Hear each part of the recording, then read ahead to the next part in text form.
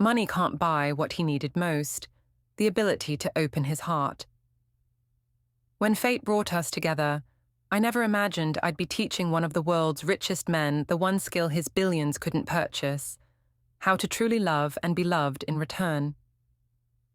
If you've ever wondered if wealth equals happiness, or if you're struggling to connect with someone who has everything except emotional intelligence, stay with me. By the end of this story, you'll understand how authentic love transcends status, wealth, and power. I never planned to become a billionaire's emotional tutor.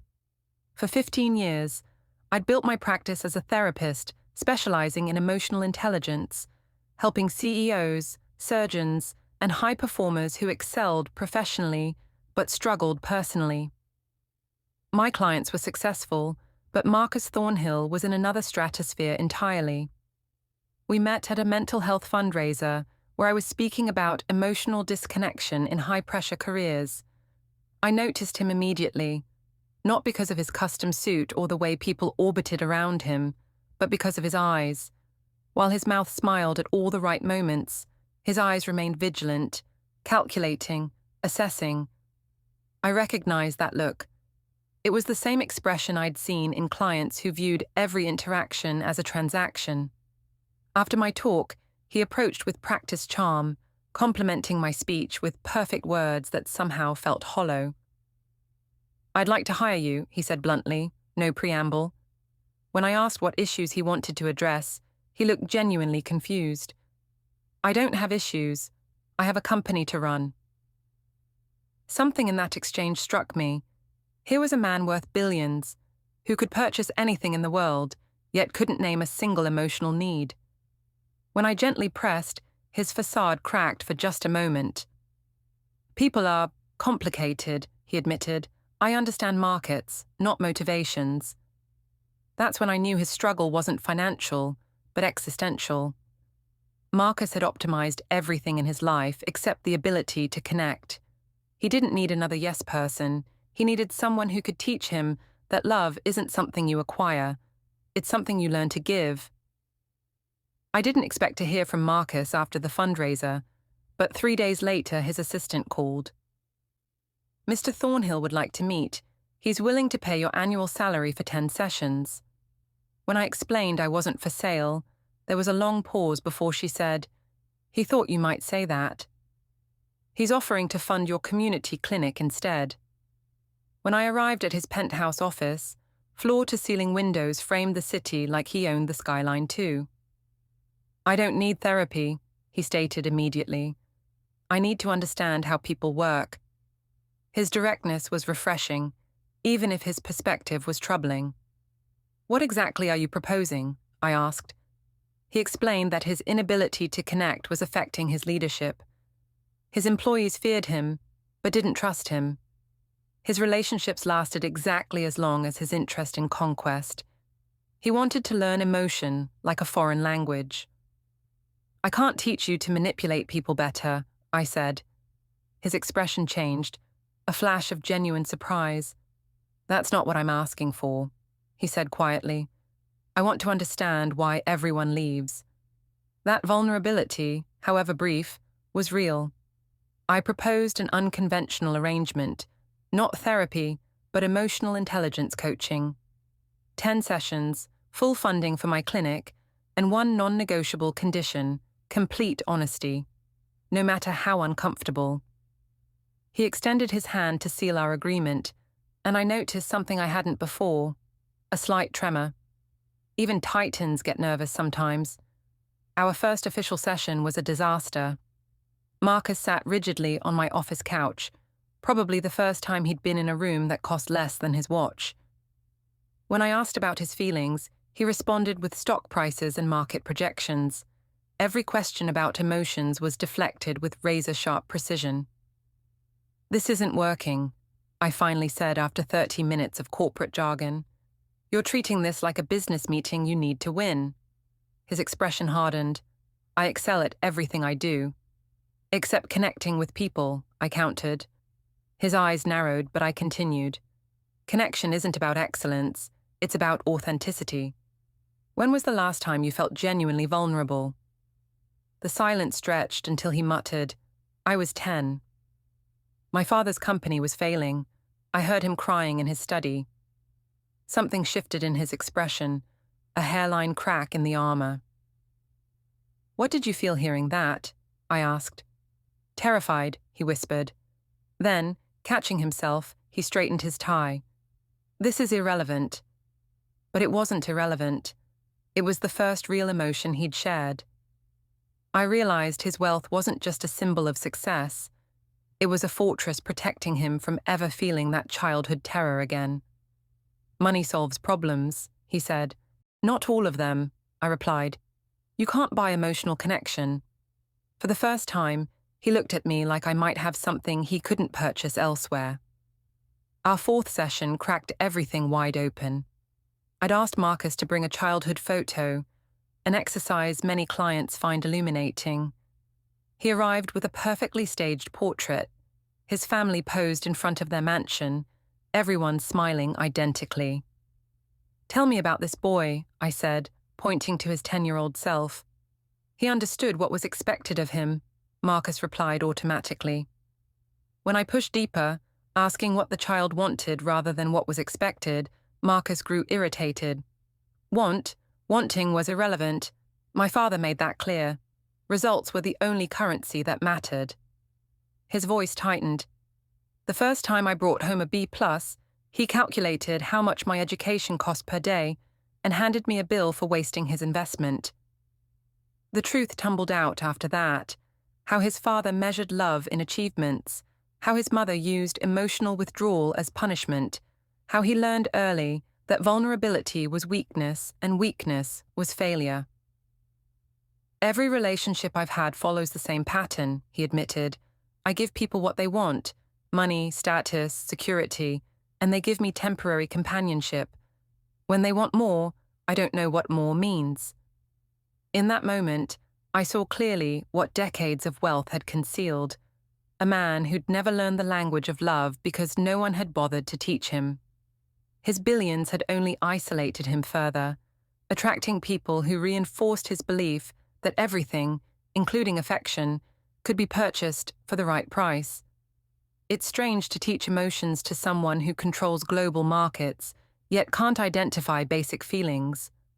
I created a simple exercise for Marcus. 3 times daily, he had to name what he was feeling from a chart I gave him. His first attempts were comically bad.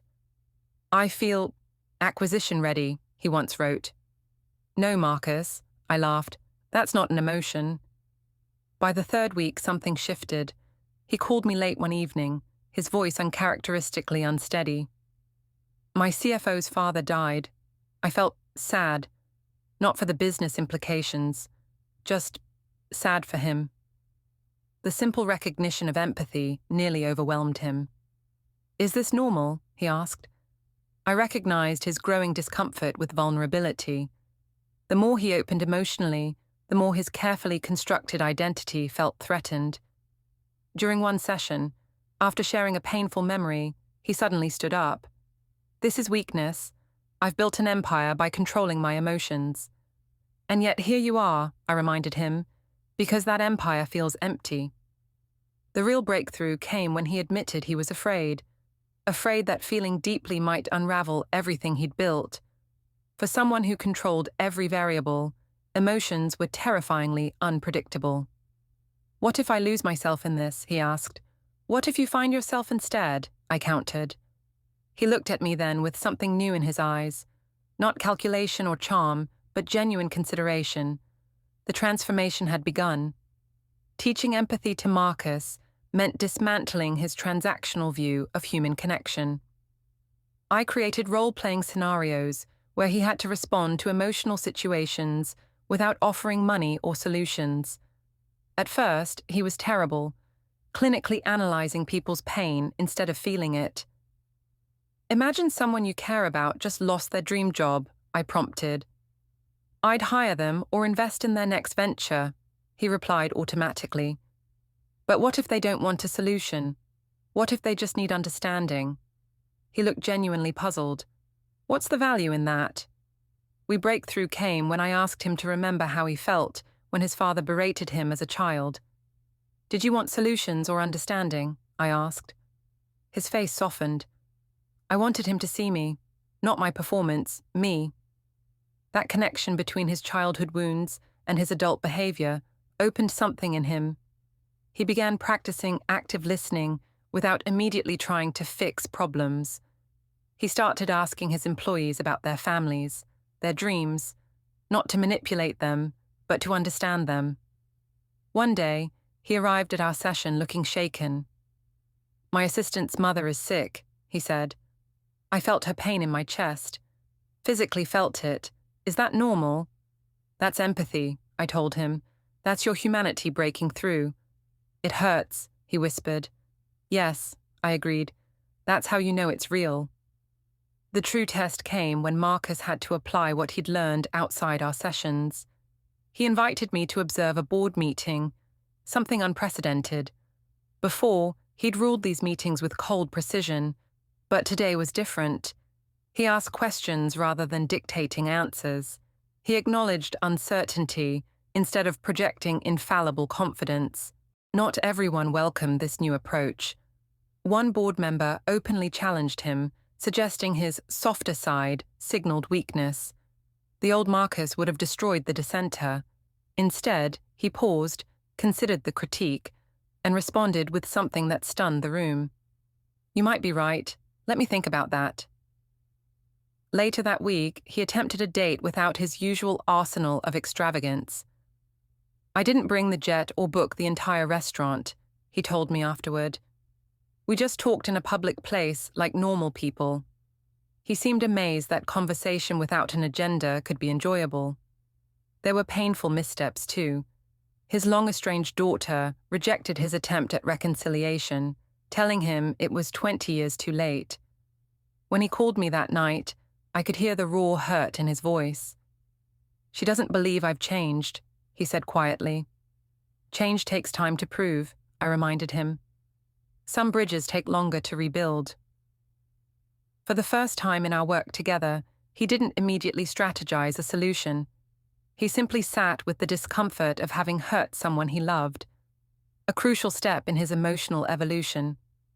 As our sessions continued, the dynamic between Marcus and me shifted. Our professional boundaries began to blur, not romantically, but into something I hadn't anticipated: mutual respect. For the first time, he asked about my life, my clinic, my dreams. Not as research, but with genuine curiosity. "Why did you become a therapist?" he asked one day. I told him about growing up in a neighborhood where emotions were luxury items, where survival meant suppressing feelings, not exploring them. How I'd recognized that emotional intelligence was as unequally distributed as wealth, and how I'd decided to change that. "You're redistributing emotional wealth," he mused. "I never considered that perspective." I found myself challenging my own assumptions about him too. I'd initially seen him as just another entitled billionaire. All privilege, no perspective. But watching him struggle to learn what most people absorb naturally humbled me. His wealth had provided everything except what he needed most: authentic connection. During our 10th session, what was supposed to be our last, he asked a question that caught me off guard. "Would you consider staying on? Not as my therapist, but as a friend?" It was the first request he'd made without offering compensation, without calculating advantage. Just a human asking another human for connection. "I think friendship is exactly what you've been learning all along," I answered. We both recognized the irony. A billionaire learning about life's true currency from someone he once would have overlooked. The changes in Marcus extended far beyond our sessions. 6 months after we began, he restructured his entire corporate culture. The cutthroat environment that had driven his success but isolated his humanity was replaced with something revolutionary for his industry: compassion-centered leadership. "My board thinks I've lost my mind," he laughed during one of our monthly check-ins. "But productivity is up 20%, turnover is down, and for the first time, I actually look forward to going to work." The most profound transformation happened with his family. He began the painful process of reconnecting with his daughter through letters, not grand gestures, just honest words about his failures and hopes. After 3 months of writing, she agreed to coffee. We talked for 4 hours, he told me, eyes bright with unfamiliar tears. She said she hardly recognized me. His definition of wealth shifted too. He established a foundation focused on emotional intelligence education in underserved communities. When I asked why, his answer reflected how far he'd come. Money without meaning is just numbers. I spent decades accumulating wealth while being emotionally bankrupt. I don't want others to make that mistake. Most remarkably, Marcus developed genuine friendships, relationships with no transactional undertones. He learned to value people not for what they could provide, but for who they were. You know what's strange, he reflected once. I'm worth less on paper now that I've started giving it away, but I've never felt richer. That's when I knew our work had succeeded. He'd finally learned that true wealth isn't what you have, it's who you can love. Looking back at my journey with Marcus, I realized the lessons weren't just for him. They were for all of us. We live in a world that measures worth by bank accounts, followers, and status, yet these metrics tell us nothing about our capacity to love and be loved. What I discovered through teaching a billionaire about emotions is that privilege can be its own prison. Marcus had been surrounded by people his entire life, yet profoundly alone, proving that isolation doesn't come from lack of company, but from lack of connection. The barriers we build against love take different forms. For Marcus, it was wealth and power. For others, it might be past trauma, fear of rejection, or cultural conditioning. But the result is the same: a life half-lived, relationships half-formed. I've come to believe that emotional intelligence isn't a luxury but a necessity, regardless of your tax bracket. The ability to recognize your feelings, to understand others' perspectives, to engage authentically, these are the true currencies of a meaningful life. My clinic now offers programs for people across the economic spectrum, from CEOs to community college students. The content differs, but the core message remains. Vulnerability isn't weakness, it's courage. Marcus taught me something too: never to judge someone's capacity for growth based on their starting point. The most unlikely student became my greatest success story. It reminds me that transformation is possible for anyone brave enough to face their emotional truths. The walls that separate us from love aren't built overnight, and they don't come down easily. But with patience and practice, even the most fortified heart can learn to open. We all have walls that keep love out, whether they're built from wealth, fear, or past hurts. If this story resonated with you, take a moment right now to consider what barriers you've built. Subscribe to hear more stories about breaking down emotional walls and building authentic connections. Remember, true wealth isn't measured in dollars, it's counted in moments of genuine human connection.